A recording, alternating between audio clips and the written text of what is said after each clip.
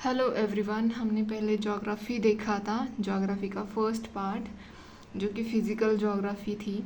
अब जो देखने वाले हैं वो है हम मतलब सेकंड पार्ट है ज्योग्राफी का, जो कि 24 अक्टूबर मतलब आज से 31 अक्टूबर को हम इसकी टेस्ट देंगे, क्योंकि 1 नवंबर से आई थिंक दिवाली शुरू हो रही है। तो 31 अक्टूबर को ही हम टेस्ट देंगे, जिसका नाम है टेस्ट नंबर 4। इसका सिलेबस ये है, इकोनॉमिक एंड ह्यूमन ज्योग्राफी, जो कि वर्ल्ड की भी और इंडिया की भी दोनों भी हमें पढ़ना है।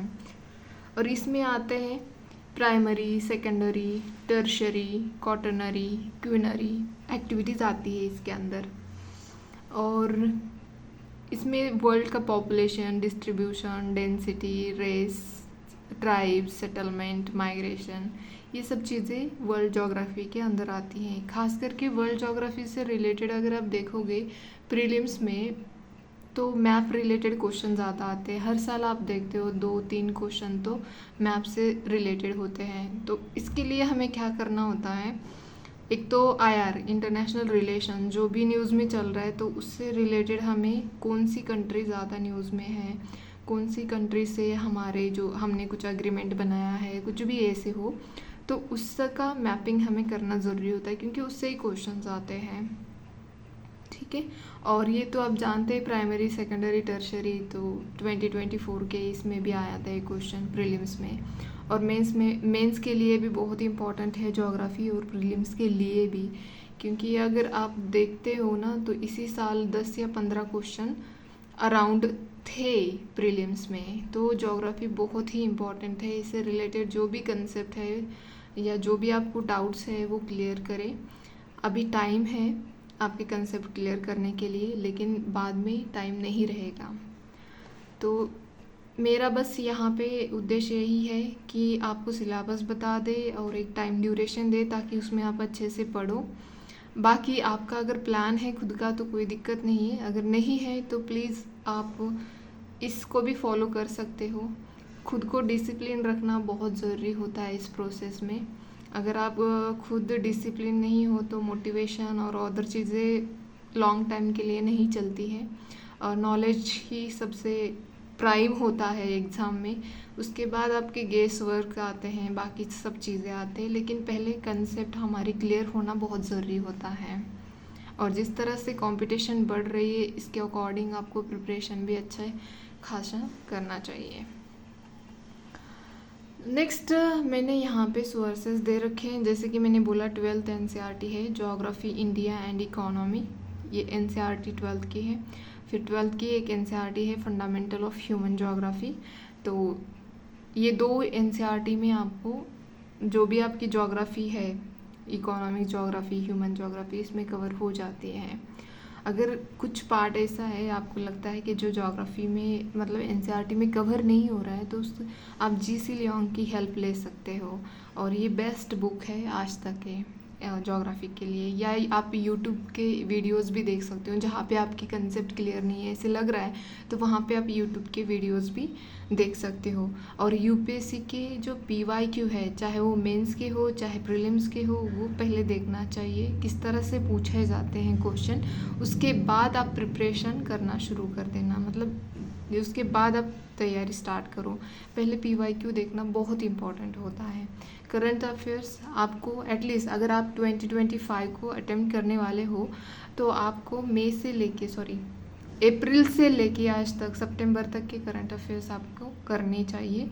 आप ज्योग्राफी से रिलेटेड कर सकते हो। मतलब देखो, अगर आपको लगता है ना सिलेबस बहुत ज़्यादा है, तो बेबी स्टेप लेना चाहिए। जैसे कि एक तो डिवाइड एंड रूल वाला जो हमारा फंडा है, कि सिलेबस को छोटे छोटे पार्ट में डिवाइड करो और उसको प्रिपेयर करो, तो वो ज़्यादा नहीं लगता है, राइट। और स्मॉल स्मॉल टारगेट रखने हैं, उसको मतलब कवर करना है, बाद में खुद को अवार्ड देना है। मतलब उससे क्या होता है, हमारा खुद के जो क्या बोलते हैं उसको, आत्मशक्ति है, वो ज़्यादा बढ़ती है। तो ऐसे भी कर सकते हो। कभी देखो, कभी यूट्यूब से पढ़ लिया, कभी खुद से लिख के पढ़ लिया, कभी मतलब देखो अपने हिसाब से देखना है कि मतलब बोर हो रहा है तो मतलब छोड़ दो सब कुछ और निकल लो, घूम लो, फिर लो, या कुछ ऐसी वीडियोस देख लो यूट्यूब पे, रील्स देख लो। इससे ना माइंड और ज़्यादा आपका उसी में इन्वॉल्व होगा, आप डिस्ट्रैक्ट हो जाओगे। हमें लगता है कि हम 5 मिनट की वीडियो या 5 सेकंड की वीडियो देख रहे हैं यूट्यूब पे, मतलब अदर सिलेबस से हट के कोई अदर रील्स है देख रहे हैं, लेकिन आपको पता ही नहीं चलता कि कब आपका 1 घंटा चला गया उसमें। तो प्लीज़ ऐसे ना करें, stick to the syllabus, syllabus को डिवाइड करो, अच्छे से प्रिपेयर करो। हाँ, तो ऐसे भी हो सकता है कि आप अगर ज्योग्राफी पढ़ रहे हो तो प्राइमरी, सेकेंडरी, टर्शियरी में हम किस कैटेगरी में आते हैं, खुद को रिलेट करके देखो, फिर अच्छा ऐसे होता है। तो थोड़ा सा आसपास से भी रिलेट करके देखना चाहिए, तब इंटरेस्टिंग बन जाता है सिलेबस भी। एंजॉय करनी है, ये जो स्टडी है हमारी उसको एंजॉय करना है। तो नेक्स्ट है economy and human geography India. India से रिलेटेड जो भी हमारी इकोनॉमी एंड ह्यूमन ज्योग्राफी है उसको भी पढ़ना है। उसमें एग्रीकल्चर आता है, लैंड रिसोर्सेस आते हैं, वाटर रिसोर्सेस आते हैं, मिनरल्स एंड एनर्जी रिसोर्सेस आते हैं, इंडस्ट्रीज़ आती हैं, ट्रांसपोर्ट एंड कम्युनिकेशन आता है, फॉरेन ट्रेड आता है, पॉपुलेशन, माइग्रेशन, सेटलमेंट। ये सब चीज़ें हमारे इकोनॉमी एंड ह्यूमन ज्योग्राफी में कवर होती हैं। ऑलमोस्ट ये इकोनॉमी का पार्ट भी कवर कर देते हैं, ज्योग्राफी का एग्रीकल्चर का भी पूरा पार्ट इसमें कवर कर देते हैं। तो ये ज्योग्राफी बहुत इंपॉर्टेंट है, सेकंड पार्ट है। टेस्ट हम 31 अक्टूबर को देने वाले हैं, तो मैं 30 अक्टूबर को इवनिंग में टेस्ट अपलोड कर दूंगी टेलीग्राम चैनल पे। तो आप टेलीग्राम चैनल प्लीज़ ज्वाइन करें और वहीं पे आपको टेस्ट भी मिलेगी और आप टेस्ट को अटेम्प्ट करना। ज़्यादा टाइम नहीं लूँगी मैं आपका, अब प्लीज़ रिलीजियसली फॉलो करें और टेस्ट सॉल्व करना शुरू कर दे। जो भी 2025 को अटेम्प्ट करने वाले हैं उनके लिए टेस्ट अभी से स्टार्ट करना बहुत ज़रूरी है, वरना आप topic wise, subject wise test नहीं दे सकोगे जब प्रीलिम्स पास आती हैं। और टेस्ट इसीलिए नहीं देनी चाहिए कि हमें मार्क्स कितने आते हैं, टेस्ट बिल्कुल इसलिए नहीं देनी चाहिए कि हाँ मार्क्स कितने आ रहे हैं, ये बिल्कुल नहीं देखना होता है। इसमें ये देखना होता है टेस्ट में देखो 2 चीज़ें तो ऑलमोस्ट देखने चाहिए। एक तो आपका नॉलेज कितना है, क्या आपका नॉलेज काम कर रहा है, ये देखना चाहिए।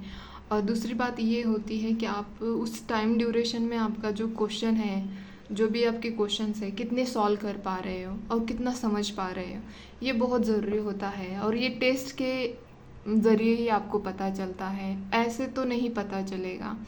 और जहाँ पे आप गलती कर रहे हो, क्या गलती कर रहे हो, क्या नॉलेज की वजह से मेरी गलती हो रही है, क्या रिवीजन की वजह से गलती हो रही है, ये एनालिसिस करना होता है टेस्ट के द्वारा। तो टेस्ट इसीलिए होती है, ना कि जस्ट मार्क्स देखने के लिए नहीं होती है। तो प्लीज़ टेस्ट सॉल्व करना शुरू कर दें। तो आज के लिए इतना ही, धन्यवाद।